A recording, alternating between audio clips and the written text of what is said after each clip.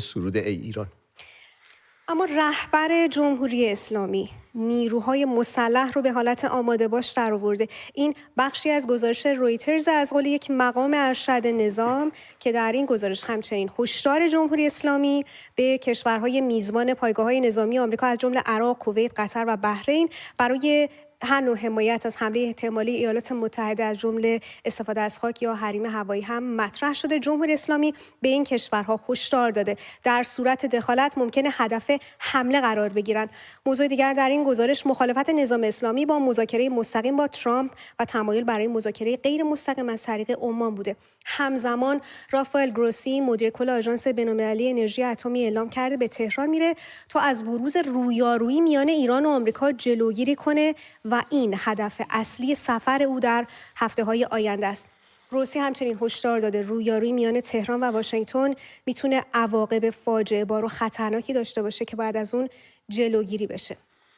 گروسی در این گفتگو که با یک رسانه آرژانتینی بوده گفته جمهوری اسلامی سلاح اتمی نداره، اما میزان اورانیوم غنی شده در ایران برای ساخت 6 یا 7 سلاح هسته‌ای کفایت میکنه. امروز در مجلس شورای اسلامی یک نماینده دیگه خواستار ساخت بمب اتم شده، این بار قسیم عثمانی، نماینده آذربایجان غربی.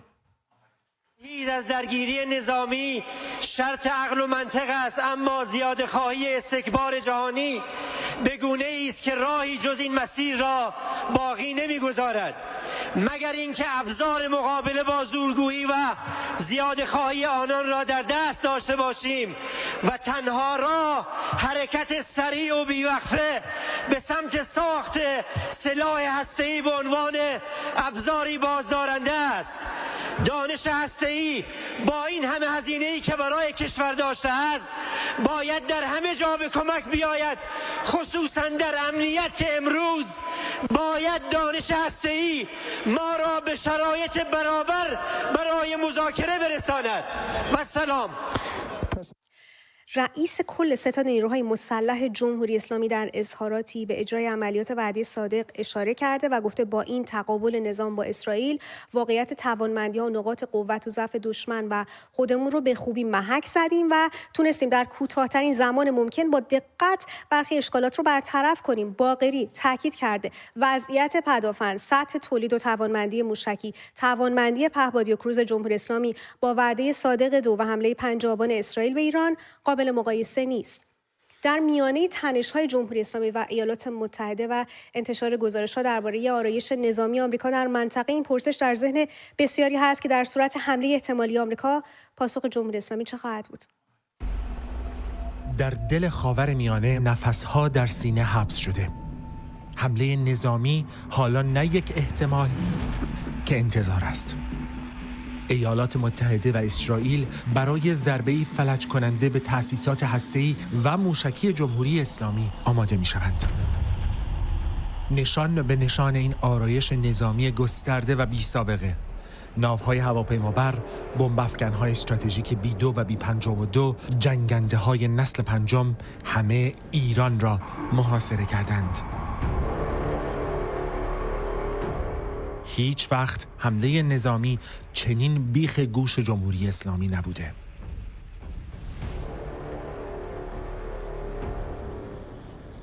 و حالا یک پرسش اصلی: در صورت حمله جمهوری اسلامی چه پاسخی دارد وقتی همه چیز در حال فرو ریختن است؟ برای دهه‌ها استراتژی جمهوری اسلامی بر پایه یک منطق ساده استوار بود: اگر مرا بزنید در هر جای این منطقه پاسخش را خواهید گرفت. و برای این هدف سپاه پاسداران نقشه‌ای کشیده بود به وسعت خاورمیانه. جمهوری اسلامی شبکه‌ای از سایه‌ها برای خود ساخته بود: سایه‌ای در غزه، سایه‌ای در لبنان، در سوریه، در عراق و در یمن.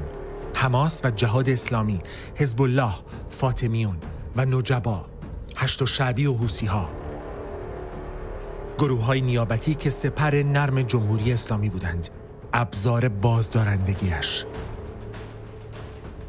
امروز این سپر ترک خورده. برخی حتی میگویند متلاشی شده، دیگر اصلاً وجود ندارد.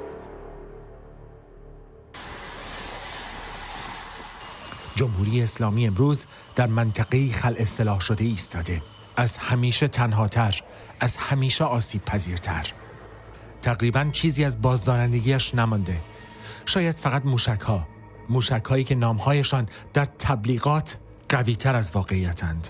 سامانه موشکی فتاح پرقدرت هایپرسونیک دارای قابلیت منو در داخل و خارج از جو، سامانه موشکی خیبرشکن را مشاهده می‌فرمایید. نوع موشک بالستیک با سوخت جامد با برد عملیاتی 1300 کیلومتر. سامانه موشکی خرمشهر، نوع موشک بالستیک با سوخت مایع و تک مرحله‌ای، برد عملیاتی 2000 کیلومتر، دارای قابلیت هدایت سرانجامی تا انتهای مسیر. دقیق راه نظام جمهوری اسلامی بنبست ندارد. این در وعده صادق 1 و 2 همین موشک‌ها با نام‌های جهان پرکن به سمت اسرائیل شلیک شدند. اما چه کردند؟ خیلی ماشاءالله داره. یک عملیات پر سر و صدا با اثری حداقلی. چند گودال در خاک بدون تلفات. قدرت تخریب اندک، دقت هدفگیری ناامید کننده.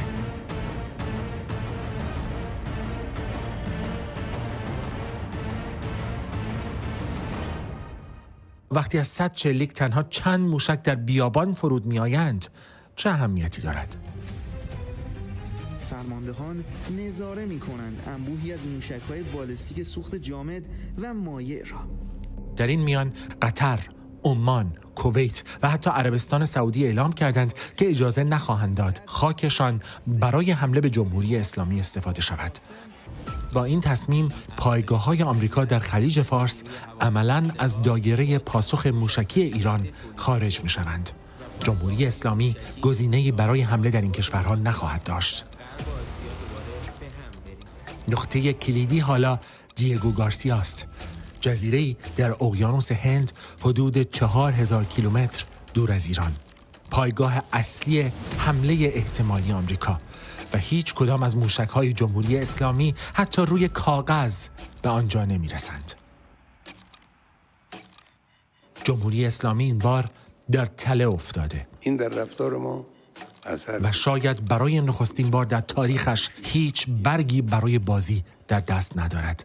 در عمل علی خامنه‌ای مانده و حوزش بیال و کوپال.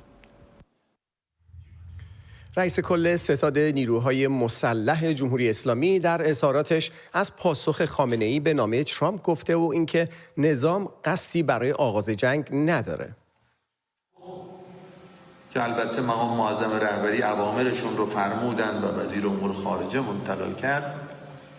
تدابیر ایشون بر این مبنا بود که در مقابل تهدید ما با تمام قوا پاسخ خواهیم داد، اما ما جنگ طلب نیستیم و قصدی بر آغاز جنگ نداریم. این نکته که به دنبال آرامش در منطقه هستیم، این نکته که در هسته‌ای ما به دنبال سلاح هسته‌ای نیستیم و نیازهای ملت خودمان را در هسته‌ای دنبال می‌کنیم و سایر جنبه‌هایی که بود. مذاکره مستقیم نخواهیم کرد، اما مذاکره غیر مستقیم ایرادی ندارد و شما بدقولترین و بدعهدترین طرف در مذاکره بودید و لذا هیچ اعتمادی به شما وجود ندارد، اما ما راه را نمیبندیم، راه غیر مستقیم رو باز میگذاریم تا اگر صادقانه حرکت کنید بشود مذاکره کرد. این پاسخ معقول و بسیار حکیمانه به این جهت است که هم مردم کشور ما هم مردم جهان بدانند که راهبرد جمهوری اسلامی ایران دفاع از منافع خودش هست، پیشرفت و حرکت به سمت افقهای ترسیم شده هست. ما نظامی جنگ طلب نیستیم، اما تحمل و پذیرش زورگویی را هم نداریم و ایستادگی خواهیم کرد. باقری ترامپ رو فردی خودشیفته و قلدرمآب توصیف کرده. روزنامه کیهان، ارگان خبری علی خامنه‌ای، دوباره در مطلبی در ستون گفت و شنود خودش خواستار شلیک گلوله به سر رئیس جمهوری آمریکا شده. این روزنامه با دفاع از مطلب روز گذشته خودش که در اون نوشته شده بود همین روزهاست که به انتقام خون شهید سلیمانی چند تا گلوله توی کله پوک ترامپ شلیک بشه و ریغ لعنت رو سر بکشه. منتقدان رو کاسلیس، کله پوک و پادوی آمریکا خطاب کرد. اما وزیر خارجه جمهوری اسلامی در مراسم جشن نوروزی وزارت خارجه که شنبه شب با حضور مقامات ارشد جمهوری اسلامی و وزرای کابینه پزشکیان برگزار شد، هر گونه مذاکره مستقیم با آمریکا رو بی‌معنا خونده. عراقچی برای مذاکره غیر مستقیم با واشنگتن هم شرط گذاشت و گفت حاضریم بر اساس منطق اعتمادسازی به ازای رفع تحریم‌های ظالمانه علیه ایران گفتگو در مورد برنامه هسته‌ای خود و رفع تحریم‌ها رو پی بگیریم. پیشتر بعضی از مقامات ارشد در آمریکا و اسرائیل جمهوری اسلامی رو متهم کرده بودند که با سیاست مذاکره غیر مستقیم قصد وقت کشی داره. از جمله یک مقام اسرائیلی به شرط محفوظ موندن نامش به نشریه جویش اینسایدر گفته کابینه اسرائیل نگرانه. تهران میخواد با طولانی کردن مذاکرات غیر مستقیم سامانه دفاعی هوایی خودش رو که در حمله سال گذشته اسرائیل نابود شد رو ترمیم کنه. برای بررسی بیشتر این خبر نجات بهرامی روزنامه‌نگار همراه ما هستند. آقای بهرامی، با درود و سپاس از حضور شما در برنامه امشب. درود بر شما و بینندگان برنامه، من در خدمت شما هستم. جناب بهرامی، عراقچی یک مسئله‌ای رو مطرح کرده، گفتگو در برابر رفع تحریم‌ها. چه اندازه این شدنیه؟ به نظر من همونطور که اتفاقا در گزارش شما هم به درستی اشاره شد، بیشتر هدف وقت کشی هست، چرا که اصولا خود عراقچی و مقامات ارشد جمهوری اسلامی میدونن که چنین خواسته‌ای و چنین مسئله‌ای با وجود دولت جدید ترامپ و خواسته‌های حداکثری که در ارتباط با مسئله هسته‌ای جمهوری اسلامی و سایر مسائل داره و حتی موضوع بسیار فراتر از مسئله هسته‌ای، حتی برد موشک‌های بالستیک هم از خواسته‌های ترامپ که بسیار کاهش پیدا کنه، یا بحث صلح خاورمیانه، نیروهای نیابتی. با وجود این تفاوت در نگاه ترامپ و سران جمهوری اسلامی، به نظر من خود عراقچی هم میدونه که این مسئله نشدنی هست، ولی خب بحث وقت کشی هست و بحث انداختن توپ در زمین ترامپ هست و اینکه اینها امیدوارن با همین به اصطلاح شل کن سفت کن ها مقداری روی ذهن ترامپ تاثیر بگذارن، یعنی ترامپ رو امیدوار کنن که بله شاید بشه غیر مستقیم هم در نهایت جمهوری اسلامی رو وادار به تسلیم کرد، شاید بشه غیر مستقیم هم به برخی اهداف به صورت گام به گام دست پیدا کرد. ولی خب مسئله اینه که اینجا یک ضلع سوم و خیلی تعیین کننده هم در بین و اون اسرائیله، اینکه اسرائیل دیگه منتظر چنین فرایند طولانی نخواهد بود و بحث رفع تحریم ها در برابر مثلا کاهش غنیسازی چیزی بود که تو برجام در دوره حسن روحانی انجام شد و اتفاقا اولین کاری که ترامپ بعد از رسیدن به ریاست جمهوری در همون زمان انجام داد این بود که از اون معاهده خارج شد. یعنی یک معاهده شبیه اون یا نزدیک به اون طبیعتا الان هم مد نظر ترامپ نیست. آقای بهرامی، همونجور که شما هم اشاره کردید، تأکید مقامات جمهوری اسلامی بر مذاکره غیر مستقیم هدف اصلیش در واقع وقت خریدنه. فکر می‌کنید واکنش آمریکا به این موضوع چه خواهد بود؟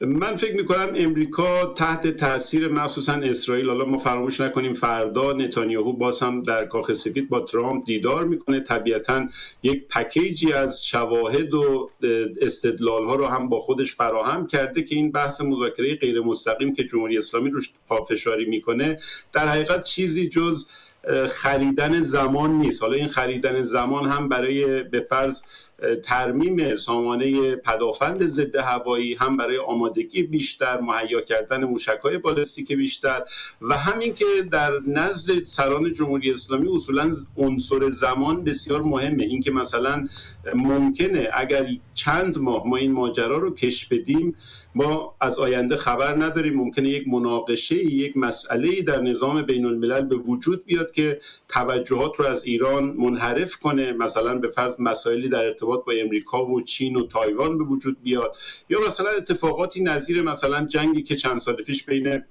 روسیه و اوکراین در گرفت و اصولا توجهات رو از جمهوری اسلامی در اون زمان منحرف کرد. جمهوری اسلامی به همین خاطر خیلی عنصر زمان براش مهمه و وقت تلف کردن براش مهم هست و خب طبیعتا در مذاکرات غیر مستقیم این فرصت مهیاست تا مذاکره مستقیمی که روبروی هم بنشینن و نکاتی بگن که یا میپذیرن یا نمیپذیرن و طبیعتا از نظر زمانی بسیار کوتاه‌تره. مسئله اینه و واقعا جمهوری اسلامی چیزی غیر از این مسئله توی سرش نیست و تأکیدش بر مذاکره غیر مستقیم هم ناشی از همین مسئله است.